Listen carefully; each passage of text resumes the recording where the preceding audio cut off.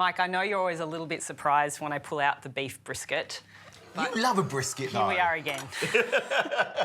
And I love that you love a brisket. Yeah, look, I think there's probably not a misconception, but an idea that a lot of nutritionists don't like red meat. And it's really not the case. Everyone eats differently and you just have to tune into what works best for your body.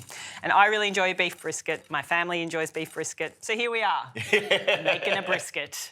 Now, this is a beautiful grass-fed brisket. You're best at describing where the brisket comes from, though. Yeah. So it's the underbelly.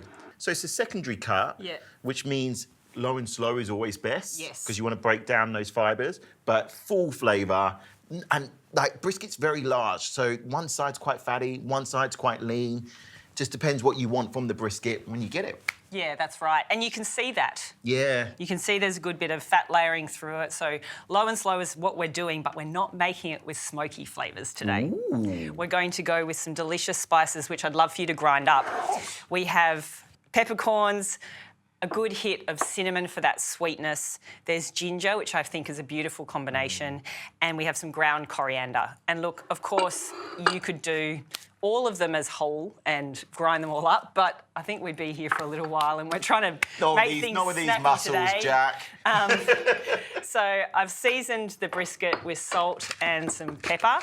Good bit of salt and pepper because it is slow cooking for that 8 hours or so. Then we'll use 2 nice big red onions because we want them to hold and suspend the beef above the liquid for that long cook process. Slice them in half. And my other little tip is just to flatten the underside so that you don't have a wobbly piece of meat. No one likes wobbly meat. On top. And then get them into this pan. Then we've got a few bay leaves to infuse whilst it cooks and a couple of cups of water. But, you know, with slow cooking, I always say to people, just check on the liquid throughout the process. Don't just have, you know, full faith that the liquid will remain because you never know. Yeah.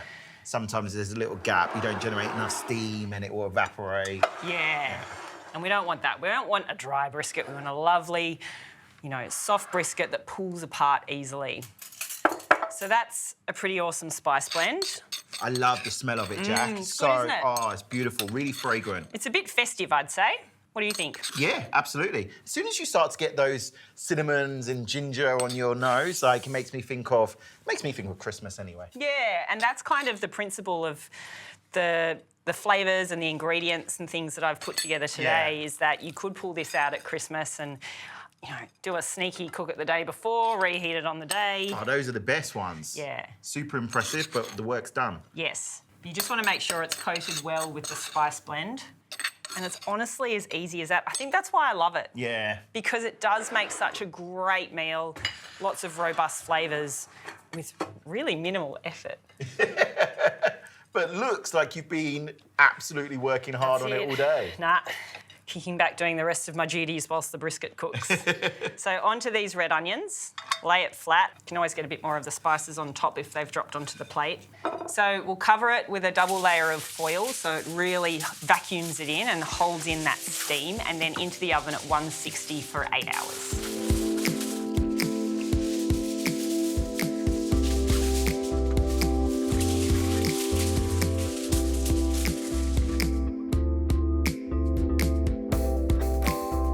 Got a lovely pomegranate reduction glaze jammy scenario to go with our brisket. Goodness. So this is a pure pomegranate juice, which surprisingly you can find really easily. Yeah. Pomegranates, because they can otherwise be a little bit seasonal, can be tricky, but just buy the juice in the bottle. Don't go about trying to juice 40 pomegranates to get your juice. You'll be around for days. You'll do your juice as long as you do your brisket. I would have said no if you just came with a bag of pomegranates right now, Jack. No. If you could juice some lemon, a couple of tablespoons of lemon juice, that's about 400 mils of the pomegranate. Then we have some cinnamon, again, to bring that beautiful sweet spice into this glaze or reduction. I'm not sure what I want to call it yet. Squeeze that in? Yeah, thank you.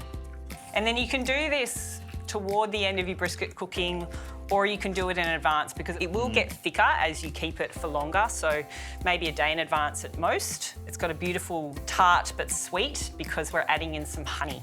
So honey goes in, and that's it, onto the stovetop on a low heat. So you want to let that reduce for around 15 to 20 minutes. Don't walk away, keep an eye on it.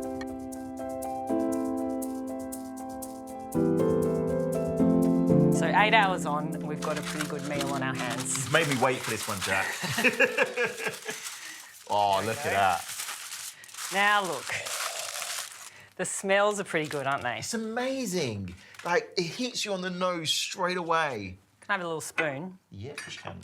We'll Take a little. just have a little look at these. Yeah, so there's enough liquid there. You could baste a little bit on the top. I'll get you doing that. Yeah.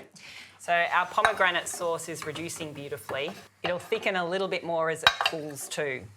Then we'll chop some parsley. We're going to put some of the parsley into the pomegranate sauce and reserve some to garnish over the top of the brisket and make a delicious salad to brighten things again.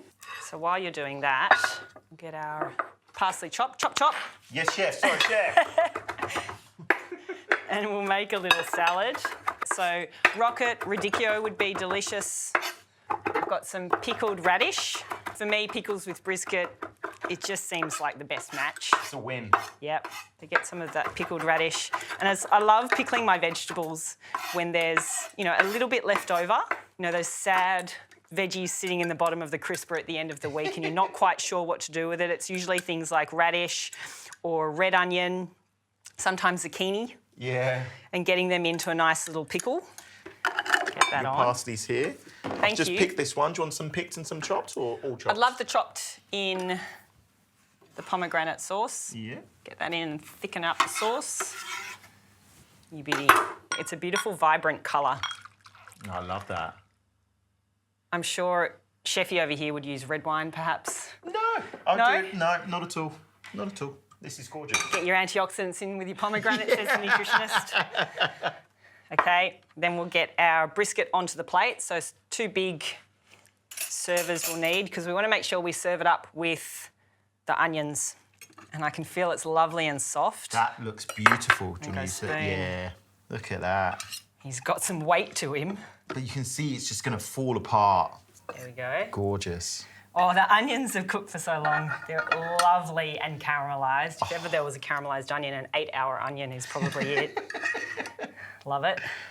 I'm going to put our pomegranate with it. A little bit of parsley onto the top. Mike, you've had to wait all this time. So patiently. Now it's time to get stuck in. Don't have to tell me twice, Jack. Okay. So the beautiful thing about cooking it low and slow like this is the tearability. Look at that. Amazing eaten now with this delicious pomegranate sauce. But do you know the best part is actually the leftovers the next day. That's what my son Jet absolutely loves about our brisket sessions is that school lunches the next day are top notch because you've got beef brisket ready to shove into a roll, get some of your rocket in there. When are you going to invite me over the day after? Anytime. Let's try though. Let's get stuck in. So we'll drizzle some of the pomegranate sauce over. Yeah, go for it. Oh, look at that. It's lovely and rich. And the sweet but tartness of the pomegranate sauce cuts through the fattiness of the meat where you... It's beautiful, Jack. Look, I like it. I don't want to forget your salad as well. Don't forget your veggies. You've got to make friends with salad. But let's go to the meat to first. start. That outer coating of spices, the rub, I mean, that is just delicious. So much flavour.